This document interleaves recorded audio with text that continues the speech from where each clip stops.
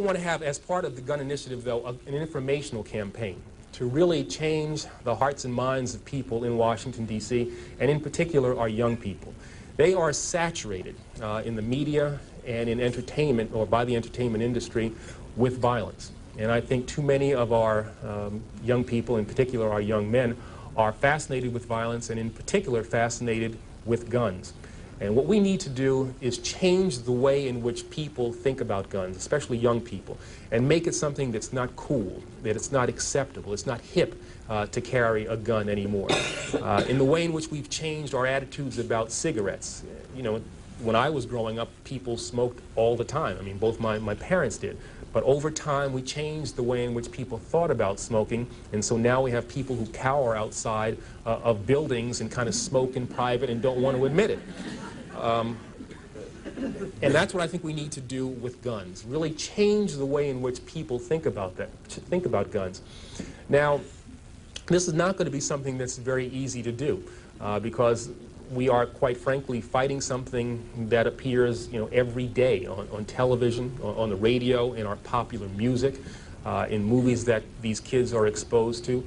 It will be an effort that will entail things that I'm really not familiar with. I think I'm a pretty good lawyer, but we need to get really innovative, creative things that are going to grab the attention of these kids and change, as I said, the way in which they think about guns. And so what I've asked is that the creative community in Washington, those ad agencies that create these snappy ads and make me buy things that I don't really need, devote that talent in a more constructive way so we can get at the minds of these young people.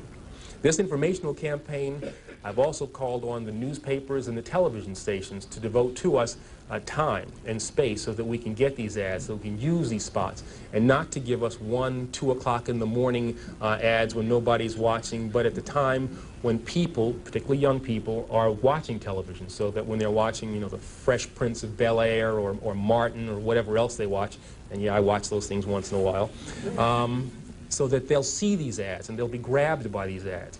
I've also asked people who have influence over youngsters, entertainers, athletes, to be involved in this program as well. But not only them, community leaders, Jesse Jackson, Mayor Barry, people who have credibility with young people should be on the television, on the radio, as much as we possibly can, and telling these youngsters that it's wrong to carry a gun, and that if you have information about people who are carrying guns, you've got to share that with Chief Thomas and with his people as well. I've also asked the school board to make a part of every day some kind of anti-violence, anti-gun message. Every day, every school, at every level. One thing that I think is clear with young people and with adults as well is that we just have to be repetitive about this. It's not enough to simply have a catchy ad on a Monday and then only do it every Monday. We need to do this every day of the week and just really brainwash people into thinking about guns in a vastly different way. We also want to have a hotline that we will set up and have the number of that hotline that you would just go out there, and that would be something that people would have emblazoned in their minds, so that when they see a gun or become familiar about the facts of a gun crime, they would call that hotline and pass that information on.